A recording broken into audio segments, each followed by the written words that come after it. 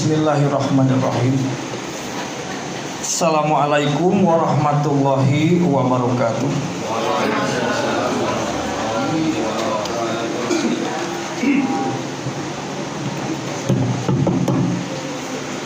Alhamdulillahirabbil alamin wa bihi nasta'in ala umuri dunya waddin.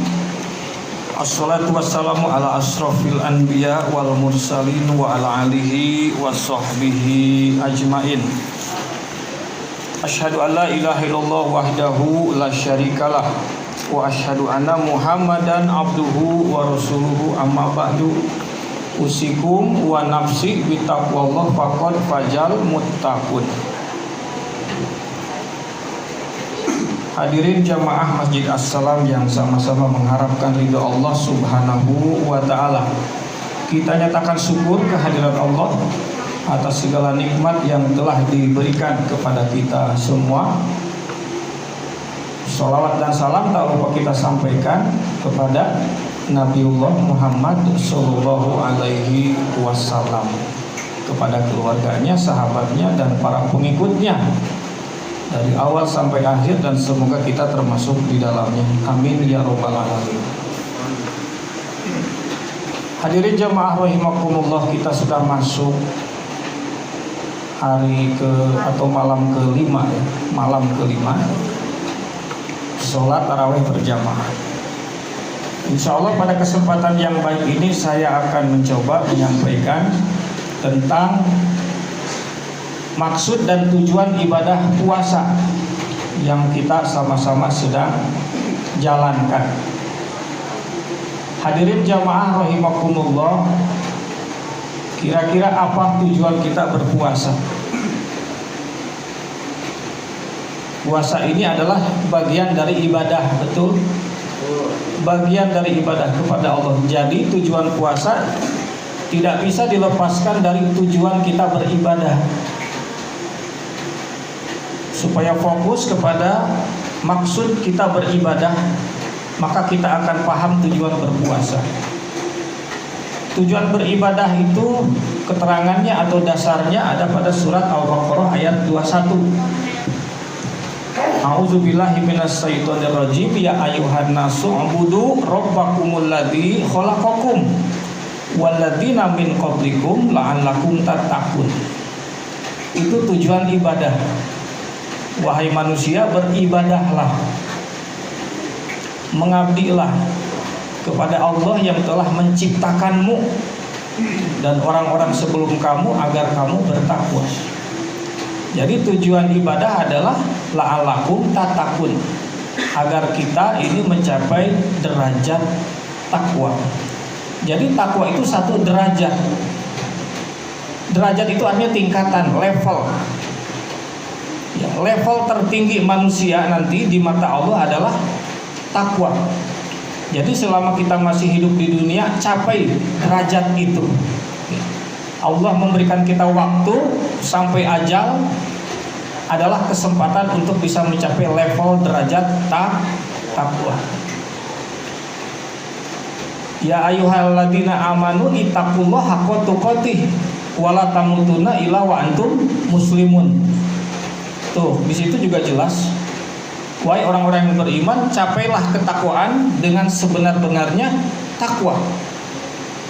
Jangan dulu mati kecuali kalian dalam keadaan Islam. Apa arti Islam?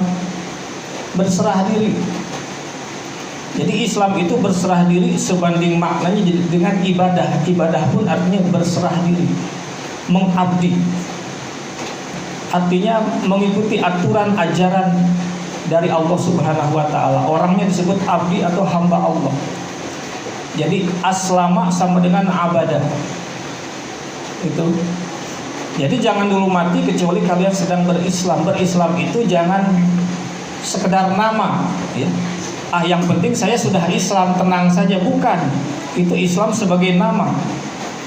Karena kata Rasulullah, sayati zamanun ala ummatin ma minal Islam ila ismuhu.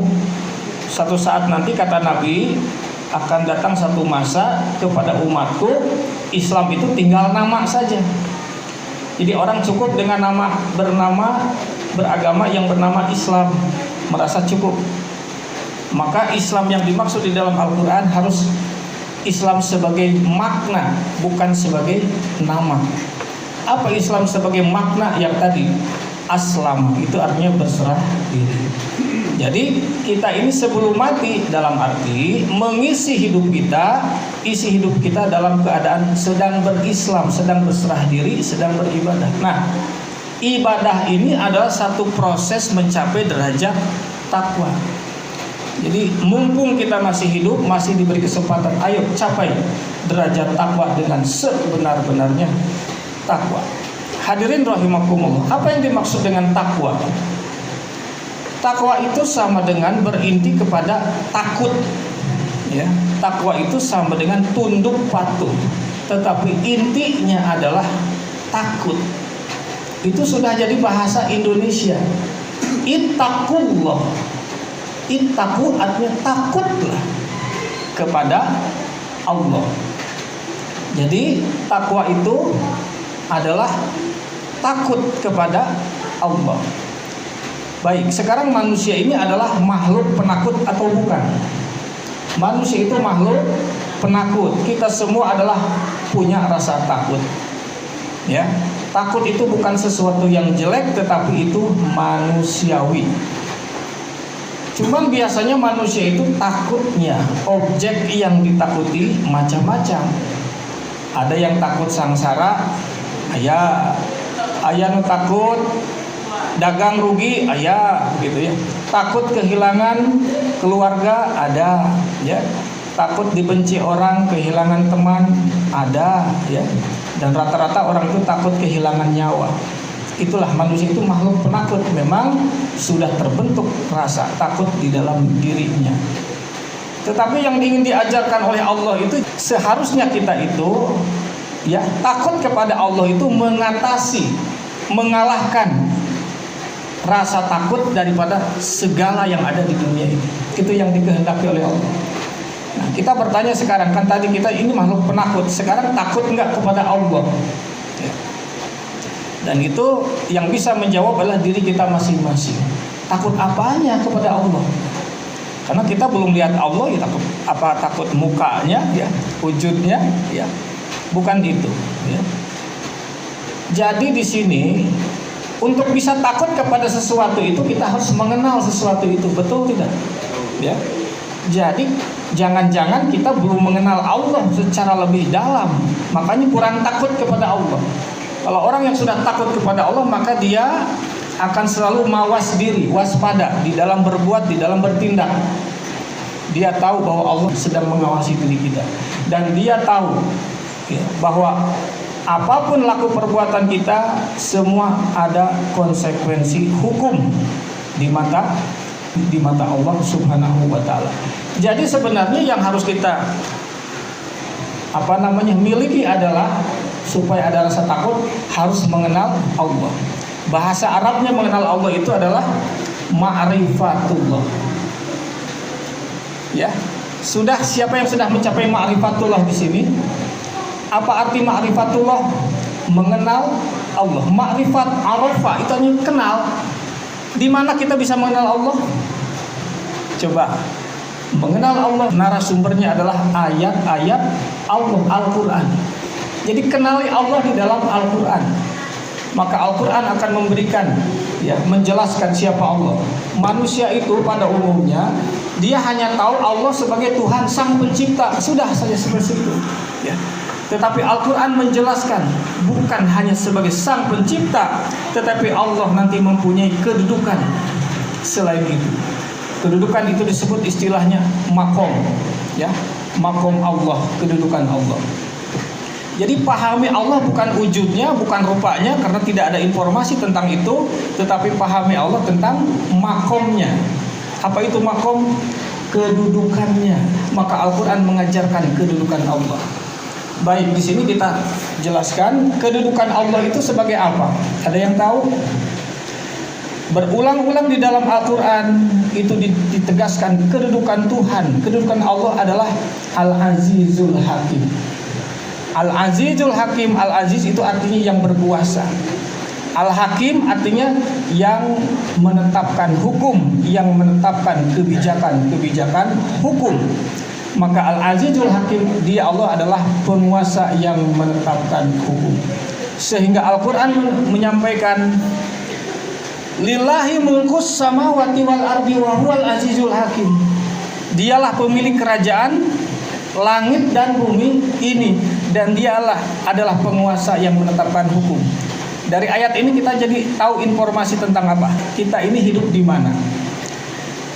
Lillahi mulku samawati wal ardi. Dialah pemilik kerajaan langit dan bumi. Jadi langit dan bumi ini adalah kerajaan. Siapa rajanya? Allah. Kedudukannya Al-Azizul Hakim. Jadi dunia ini dimanapun kita berada, ini adalah wilayah hukum Allah. Ya. Jadi dimanapun kita berada, di Indonesia, di luar Indonesia, ya, mau di Amerika, mau di Inggris, mau di Cina, mau di Arab, dimanapun di Afrika, itu semua adalah wilayah hukum Allah. Apa penegasan Al-Quran? Semua berada dalam pengawasan Allah manusia itu. Dan setiap laku perbuatan manusia tidak ada yang bebas dari jerat hukum, konsekuensi hukum Allah. Cuman masalahnya manusia belum diberitahu. Maka para nabi dan rasul menyampaikan peringatan kepada seluruh umat manusia agar manusia diberitahu, kalian itu berada di wilayah hukum Tuhan. Tidak ada yang bisa lepas dari jerat hukum Tuhan. Maka kita ini hadirin rahimakumullah di dunia ini punya status hukum. Baik, status hukumnya apa? Tahu nggak? Ada yang tahu? Kullu bani Adam khotoun. Setiap anak Adam itu berdosa. Kita anak Adam bukan? Hah? Jadi yang merasa anak Adam maka dia status hukumnya adalah khotoun, ya. Apa arti khotoun? Berdosa, ya. Itu perhatikan di sini karena ini penting sekali. Informasi dari Al-Qur'an ini punya legalitas, validitas hukum dari Allah, ya, agar kita paham. Ini belum ke masalah puasa. Ini namun hubungannya jeung puasa aja. Karena ini ada kaitan, jelas ada kaitan nanti. Baik, jadi status hukum kita ini adalah masih dalam kondisi khotoun, berdosa. Kalau berdosa berarti mau membiarkan diri dalam dosa? Jangan membiarkan diri dalam dosa, karena dosa akan berujung pada keputusan Tuhan, keputusan Allah. Yang namanya makhluk berdosa akan mendapatkan hukuman, namanya azab dalam istilah bahasa agama, gitu ya. Jadi setiap nabi dan rasul menyampaikan peringatan kepada kaumnya, kepada bangsanya, andir qaumaka min qabli an ya'tiyahum azabun alim. Peringatkan kaum kamu wahai para nabi, para rasul, sebelum kepada mereka dijatuhkan sanksi hukum yang pedih dari Allah. Itu. Jadi kita semua adalah makhluk hukum, status hukumnya adalah berdosa. Nah, azab Allah ini akan kita terima nanti. Kapan itu? Ketika hari kebangkitan, ya. Ketika hari kebangkitan, dan apabila Allah sudah memutuskan azab, ini apabila sudah diputuskan, maka hukuman Allah tidak bisa dirubah. Bener loh, ini tidak bisa dirubah. Karena istilahnya nanti adalah keputusan Allah itu namanya itu qada, ya. Qada, tahu qada? Dalam rukun iman, qada kasabaraha? Keenam. Ya, jadi qada itu kalau dalam istilah bahasa Sunda, ya, leluhur kita mengatakan istilah papasten. Apa itu papasten? Kepastian, ya. Jadi keputusan Allah atau qada itu pasti, ya.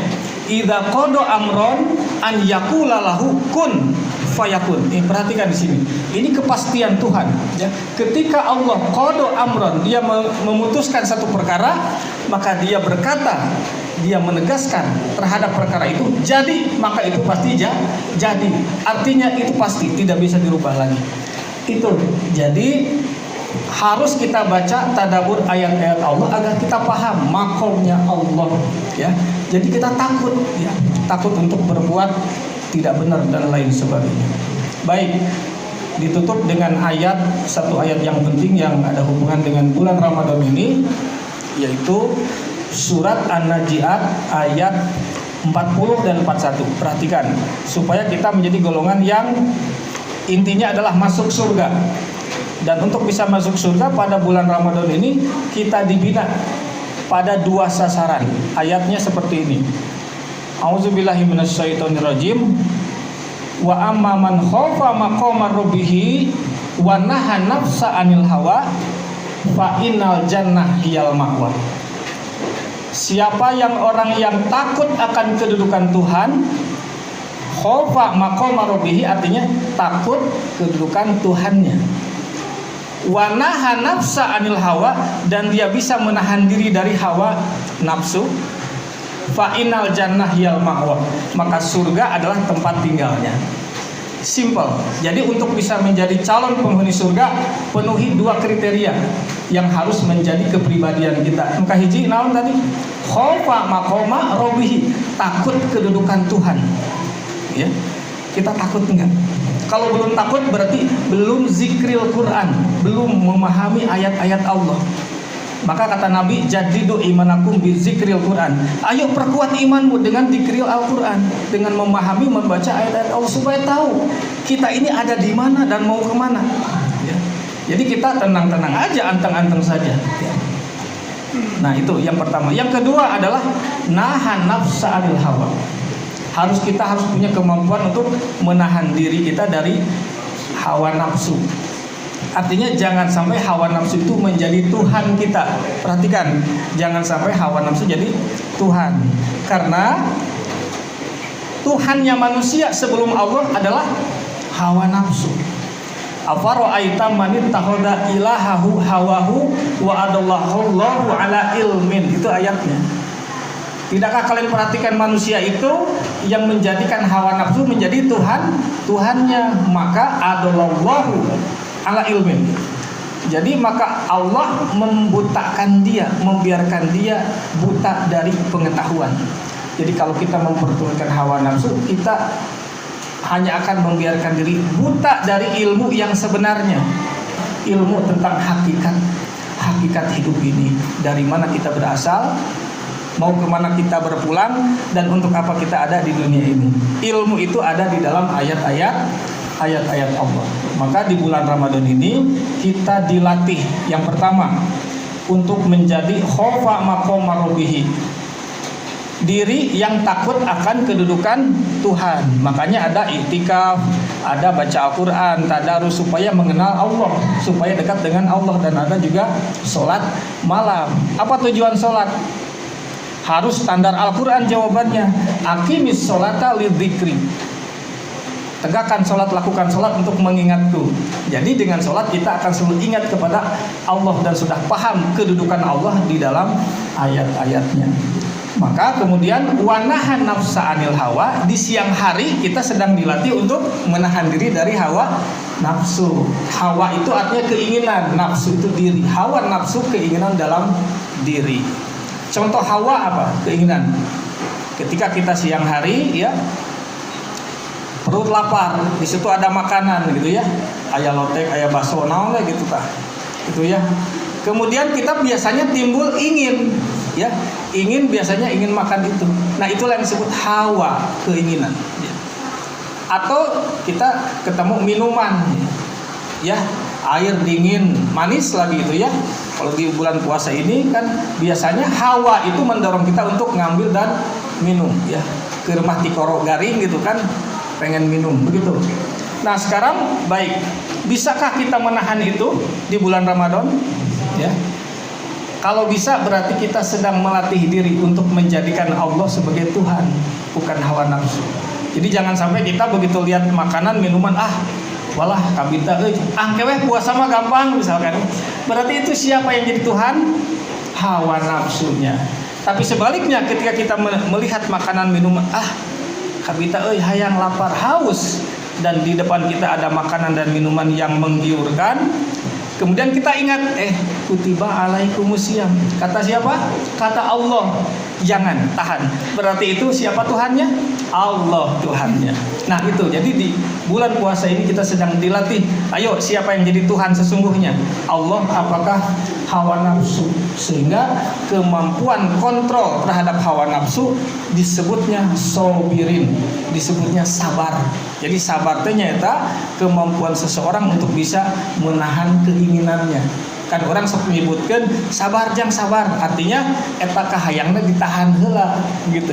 Artinya supaya kita melatih diri agar jangan sampai hawa nafsu ini jadi Tuhan. Maka mudah-mudahan di bulan Ramadan ini sesungguhnya Allah memberikan kesempatan kepada kita untuk meningkatkan nilai ketakwaan kita pada derajat yang paling tinggi begitu.